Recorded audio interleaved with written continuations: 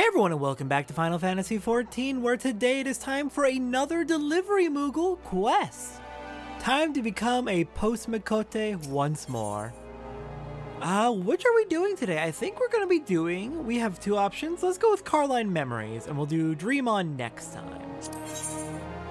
The Deputy Postmoogle has a smile on his face and a letter bearing a Gridanian address in his paw. Well, if it isn't my favorite assistant, back and eager as ever.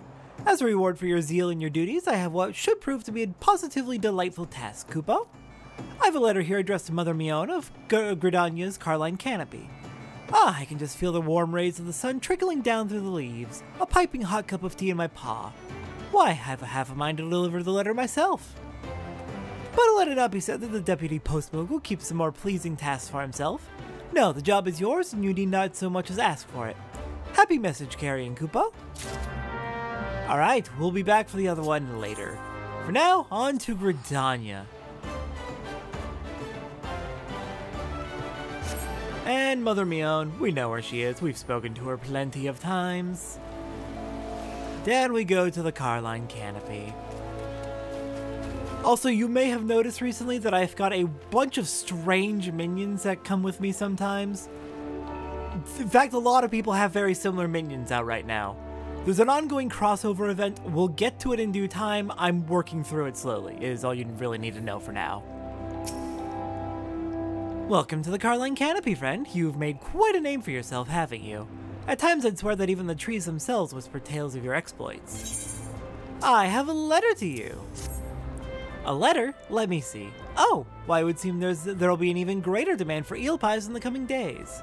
And once again, the oven calls. Not that you'll find me complaining. After all, some go their entire lives without knowing how it feels to have one of their creations beloved by Eorzeans the realm over. Which, come to think of it, reminds me of a story. How did it go again? Ah yes, many years ago, when I was no taller than the counter before us, a Lullafellan artisan and his daughter came here to the Twelveswood. Of the circumstances which brought them here I know little, for the father was a man of few words. What I do know is that they had left behind their home, traveling far and wide across the realm before settling on Gridania as their new home. The elementals care little about borders drawn by men. All who treat the forest with compassion are welcome within. Except apparently for refugees who don't want much, they just want a safe place to exist. Sadly, people in those times were not quite so understanding. The poor man and daughter endured name-calling, spiteful pranks, and worse. My grandfather took pity on them, offering them shelter in this building. In those days, it was little more than a glorified storage cabin, far from the bustling center of activity it is today. My grandfather minded the watermill, you see, as his father before him. A respected position that afforded our family a certain status among our peers. Though not all approved of my grandfather befriending the outsiders, none dared give voice to their objections. With time, Gridanians came to understand that whensoever they hailed, the man and his young daughter were honest, peaceable folk, no different from any of us. With the blessings of their newfound countrymen, the love the two harbored for their new home deepened. When talk arose of erecting a new water wheel, the father, originally a shipwright by trade, was among the first to offer his services. My grandfather soon joined him. Though not without hardships along the way, the wheel eventually rose, standing even today as one of Gridania's greatest architectural achievements, and a keystone of our very livelihood. If you are not in too much of a hurry, I would like very much to show it to you. But before we depart, I would ask of you a small errand. Would you be so kind as to pick 4 Carline blossoms about town and bring them to me? I would accompany you, but alas, the kitchen calls. Okay, let's go grab some Carlines so you can... Not sure what you're going to use them for. And then we'll go check out this grand water wheel your grandfather and the friend built. Alright, looks like we can find Carlines just kind of scattered all over the place. Fair enough. We'll go here first and over towards the Archers Guild for the other. And then we'll move on to Old Gridania. But yeah, it is somewhat strongly implied that whenever people are rejected from the Twelveswood for seemingly bullshit reasons, because, oh, the elementals said so. No, the elementals probably did not say so, actually. It seems like the elementals aren't great. They're not great. They will Thanos snap people that get on their nerves. Especially if you piss off the forest. And they are not always the best at understanding intentions, I guess? There's a communication barrier between them and the spoken races, which, fair enough, they're elementals. They're ethereal beings, they're not actually physical in any way. They live very, very different lives. I have my issues with the elementals, though, to be fair, it seems mostly to be just due to that communication gap, that it's hard for the spoken races and the elementals to really understand each other thoroughly. Okay, so we've got one up to the north and the other one way off to the west, so we'll get the one by the Lancers Guild first. Yo, most of my issues, though, are with Gridania itself. The Gridanian people suck. They are a miserable, xenophobic, racist lot. Like, the Moon Cats, the Keepers of the Moon, they have not invoked Green Wrath. They have not been Thanos snapped by the Elementals. They've not been driven out of the forest by the Elementals. And yet, the Gridanians very consistently just absolutely horrid to the Moon Cats. For no fucking reason other than the Gridanians are racist assholes who make horrible assumptions. And similar can be said about the Duskwhites. While the Duskwhite Elezen did not put in as much effort to make peace with the Elementals when Gridania was first founded, they preferred to stay in Gilmora. We'll learn more about Gilmora in due time, but it's basically the city in the Twelveswood before Gridania. It was entirely underground in order to avoid pissing off the Elementals. But yeah, the Duskwhites were happy to stay in Gilmora.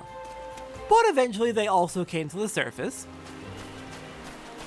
I guess maybe there's a bit of spite from the Gridanians towards the Duskwhites for not joining them in the initial move above ground? I don't fucking know what's going on there, but the Duskwhites do not deserve the horrible treatment they've received. And you can see a lot of that in the Lancer quests. Okay, we've got all of our Carlines. Let's get back to Miounne. But seriously, if I could burn down this entire city, I would. Just the city. I would make sure not to hurt the rest of the forest. Do not want to get Green Wrathed myself. That would be a nightmare. Well, no, that wouldn't just be a nightmare. I'd be dead, but you get the point. Alright, Miounne, hello, I return. I return with your Carlines. Ah, welcome back. Were you able to procure the Carline blossoms I asked of you? I was. Ah, how lovely. Though hardly a rare sighting in Gridania, these flowers never fail to bring a smile to my face. The water wheel I would show you is best seen from the Jadeite flood. Go on ahead. I shall be along after I see to my duties here. The Jadeite flood, then? That's gonna take us out to the Central Shroud. Alright, that won't be too long of a trek, though. Does it have to be raining? At least it's not also foggy. That would suck. Then we would definitely not get a good view.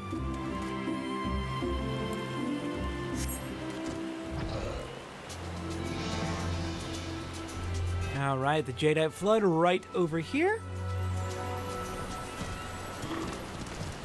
And there's the Carline Canopy right up there. And the airship bay.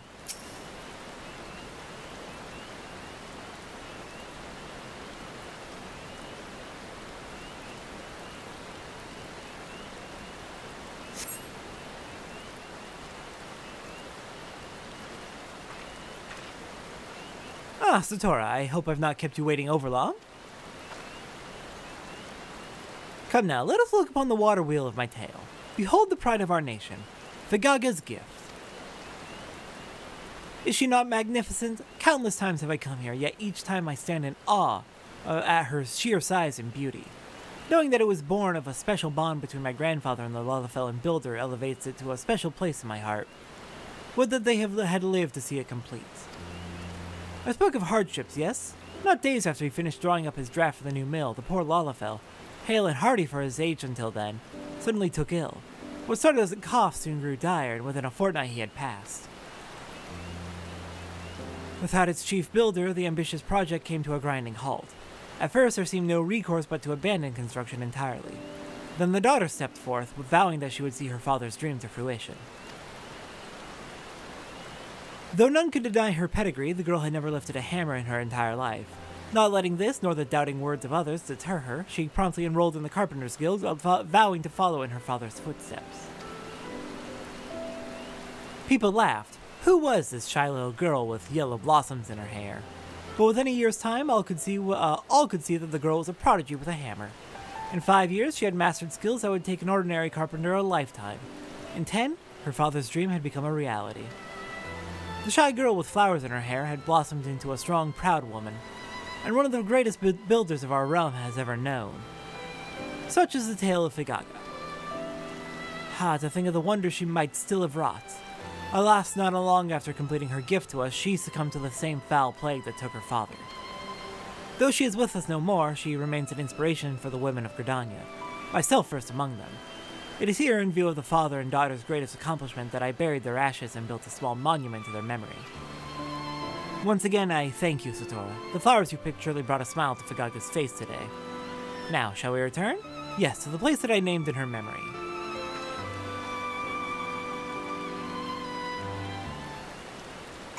That's sweet. Tragic, but sweet. Alright, back to the Carline Canopy.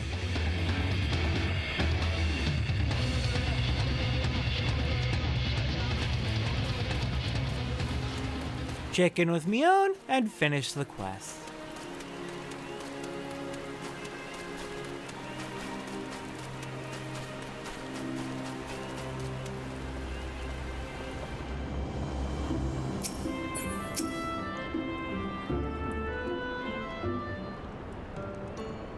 Thank you for accompanying me today. I had hoped to share the tale of Figaga with you for quite some time now, having come here as you did from a faraway land. I'm from the Southeast Shroud. Like, I'm just outside the doors. I guess maybe she means from Limsa, though, like, they write it like that so that you can say your warrior of light came from anywhere in Hydaelyn, on the planet of Hydaelyn. But, like, Satora's from the Shroud. In transforming my grandfather's old storage cabinet into the Carline Canopy you see today, I sought to carry on the spirit he showed to his Lalafell friends. A spirit of welcoming and acceptance for all who would seek shelter here, regardless of their origins. And it was in the same spirit that I came to devote my life to looking after those who would seek adventure. And what a fateful decision that turned out to be, yes? So it was that I came to stand behind this counter, so it was that I met you, and so it was that I received the joyous tidings that you brought to me today. For you see, the letter you delivered was an announcement from the Adventurers Guild. It would appear that I can look forward to a sizable group of new recruits in the days to come, and nothing could make me happier. I wanted to share this news with Figaga and with you. After all, 'tis in no small part thanks to your exploits that so many brave young men and women would step forth to bring succor to our realm.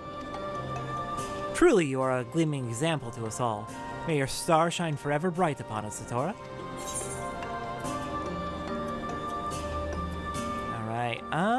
Let's stock up on Opkalu omelets. It makes sense that Satora's journeys would inspire others to become adventurers themselves. After all, some nobody from the Shroud ended up saving the realm. With our successful delivery, our reputation as a letter carrier has grown. Alright then. Delightful. Next time on Final Fantasy XIV, let's do another delivery. I'll see everyone next time for that.